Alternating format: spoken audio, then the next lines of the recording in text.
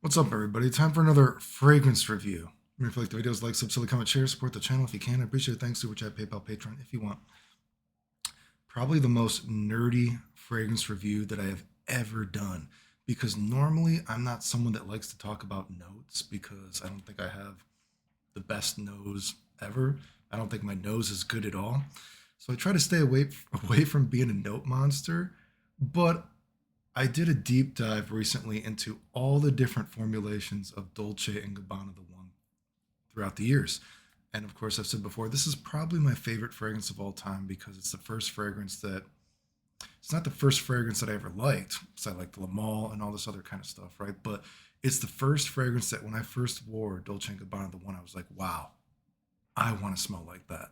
I want that to be my fragrance. That's the one, pun intended.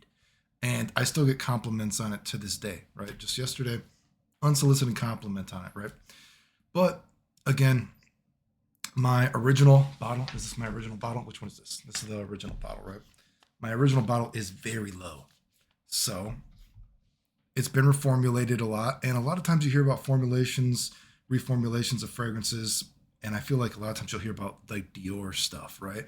But Dolce and Gabbana, the one, has been reformulated so much that I don't even think you can say it's the same fragrance anymore. And before I start, I do want to say thanks to Luke, who watches the videos. Luke donated me the Made in France version. So I'm also going to talk about this. So first, let's get off to what we look at the notes originally, right? These are the original notes of the fragrance, right? We got, oh shoot, where's my thing? Is it on? I hope it's on. There we go. Grapefruit, coriander, basil, cardamom, ginger, orange blossom, amber, tobacco, and cedar. And the orange blossom is going to be very important here because this is one of the main things that they took out. Because if we look here, right? Where's this right here? Not that. This is the quality control you get here. Because in 2014, this Lilol, butaphenyl methapropional, whatever it's called, was actually started to become restricted, right? And this is one of the things that they removed. And you can look at these bottles, and that gave it this orange blossom note, which is not in anything besides the original 2008 versions of the fragrance, right? Now, again, one moment before we start off here, there is supposedly a 2007 version that was a pre-release version of the fragrance that people have posted about that apparently had a leather note on it. I've never smelled that one, so we're not going to talk about that, but apparently there was a pre-release version that had leather in it. Now, there's two versions in 2008 that came out. We have this version right here. You can look at the back and look at that butaphenyl methapropional. Can you see it? It's there. Trust me. And also something else that is quite interesting that might lead to a conspiracy theory. Some people say that they think that testers or travel size fragrances are stronger, right? Well, did you know I have two travel size of the 2008? Now, I don't know if you could see this, right? You might have to pause. Same exact notes as the 2008 version. However, it has the volume percentage on it. And I can tell you, you might not believe me, my little baby travel size, and again, there's not much juice left in it, so I don't even really count it as a real bottle, but these somehow are stronger than my regular one. I don't know why. Maybe it's just luck, but it leads a little bit to the conspiracy theory that testers and samples or travel size are stronger. So what you'll notice about this compared to the reformulations, when we get into it, is of course that it's stronger than any of these new formulations. That amber, tobacco, cedar, which that's what I love. I said before, I love snuggly sweet scents that you can like put your nose into and it's comfortable, sweet, snuggly, warm, sensual, if you want to call it. Right? And of course, that strong orange blossom note. There is a floral nuance to the 2008 one that is not in any other fragrance, right? Now, in 2013, it was reformulated, which I assume Dolce and Gabbana, they probably got because in 2014, they started restricting it. So I assume what happened is that these companies or the FIA, whatever it is, they probably were like, hey, this ingredient might be getting removed. Okay, so start to reformulate something of your fragrance, right? So the thing is, the new versions of Dolce & Gabbana, once we get to the formulations of it, right? Here is the original 2013, original, right? Now, I want you to look at this. Do you see, let's see, where it is right? Look at the isoeugenol, right? Isoeugenol, I don't know if you can see it, right? So they took away the orange blossom. There's no floral note in this whatsoever. But I've said this before, and it also, again, I have my original EDP version, which the original EDP version also has the exact same ingredients, right? And if you recall, when I did my original review of the EDP, I was like, it kind of smells like Dolce & Gabbana the one, but there's more of like a cardamom note in it, whatever, right? And I was like, what is the point of this, right? Well, lo and behold, you know what I mean? When I had gotten my original backup bottle of because my last original bottle was going away, right? I got the original formulation and I'm like, there's more of a cardamom note.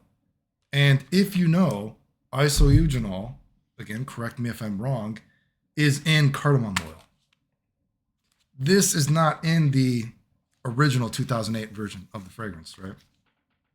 So that stands to reason, I guess, why my nose was not playing tricks on me, because I normally, this shit is Greek to me. I don't know what the fuck any of this means, but again, this is the most nerdy fragrance review I've ever done. But I was like, man, I could smell more cardamom. And what I think would happen is when I smell these, if you recall, during the early 2010s, La Nuit de l'Homme was a big hype beast in the fragrance community. So I assume, I don't know this for sure, but I assume what happened is Dolce & Gabbana was like, oh, fuck, we got to get rid of the orange blossom note, whatever.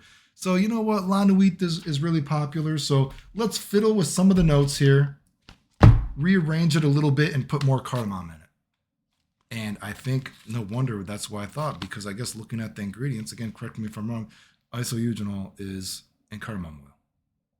So again, these, though, they don't perform as well as the 2008. They're quite lackluster, you could say, right? And I always said before, originally, I was like, why do they have this EDP when they should have made Royal Night should have just been the EDP, because it actually smells a little bit different while still smelling similar, right? Now, thanks to Luke, who donated me the Made in France version. Again, what am I going to do with all these Dolce & Gabbana the ones? I don't know, right? We can pull it out. Again, thanks, Luke. If anyone else ever wants to donate to the channel, I don't know what I'm going to do with all these. You know what I mean? I'm going to be honest, we can look at the Made in France bottle. I see some people say that the Made in France reformulated one smells better than the made in the UK one. Here's the notes if you want to look. And the notes are actually quite mixed around, quite different. However, it does not have the isoeugenol note. And smelling this, maybe my nose was just playing tricks on me. I did feel like this smelled a little bit less creamy than the UK one. However, I didn't find this to be drastically different than the UK one. There could be skin chemistry stuff, just what my nose picks up on. Again, I've seen some people say that they swear by the Made in France one. I don't find it to be drastically different than the UK one that I tried. But again, I've only tried it so much, maybe, if I wear it in the hot weather, maybe something will stick out to me. But they smell pretty similar, but maybe, reading the ingredients and maybe just me thinking about it then afterwards is like, you know what, maybe I do smell less of the cardamom note in this. But again, I did not get a drastic difference, not a drastic difference in performance. Now, I will say though, if you look at this, my bad. The fragrance now is, I would say now this is the 2023 it was reformulated, whatever it was. I don't even think it's the same fragrance. If you actually look on websites, it's actually listed as a lavender fragrance now. I've tried this out multiple times now. I don't think it smells bad. I think it smells good, actually. But it's just not the same scent. I think calling Dolce and Gabbana the one, what there is now, Dolce and Gabbana the one, I think it's a little disingenuous because it's more than just a reformulation. Now it's a new fragrance. I don't think it smells bad, but it is just, and maybe if you smelled it a little bit, you're like, oh, it kind of reminds me of Dolce and Gabbana the one, but it's just too far removed. It's more than a reformulation, right? It's just different. However, if you look at these ingredients, I will say though, now the EDP, if you look at these ingredients, I've tried the EDP. I think the EDP smells really good.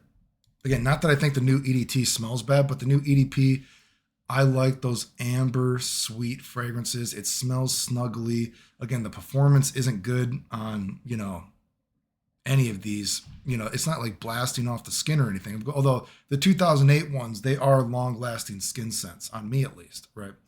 But, even the new EDP, new EDT, they're not, I don't find their difference in terms of the France and UK one in terms of performance. But I guess to their credit, you could say that they are now distinguishable, very different, right?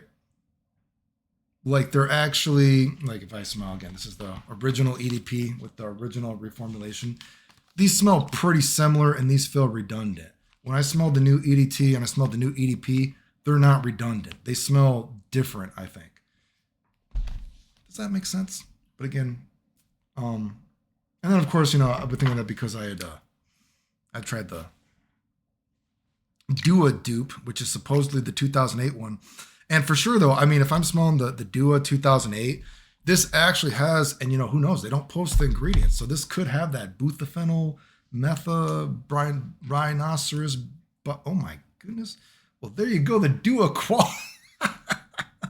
There you go, Dua quality control. That's not on purpose, dude. This is not on purpose, dude. What the hell? Well, you know what? Oh, Jesus, what is this? Okay, well, the bottles are not very... Jesus Christ. I swear, Dua, that wasn't on purpose. I'm not trying to shit on you guys. Wow, I wasn't expecting that. But, this, they don't post the ingredients. So this very well, because you can smell, like I said, this is much more fresh. This is like a very fresh version of Dolce & Gabbana, the one. But this doesn't have that. It's so fresh, and there's something off about it. There's something like, it's like thick in a weird way.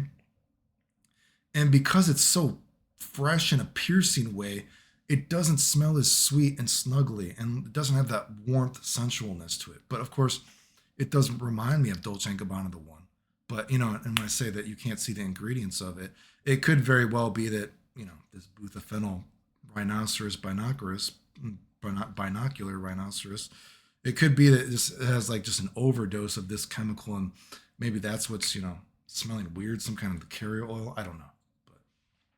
But anyway, I just want to say that because hopefully that's probably what stands out to you.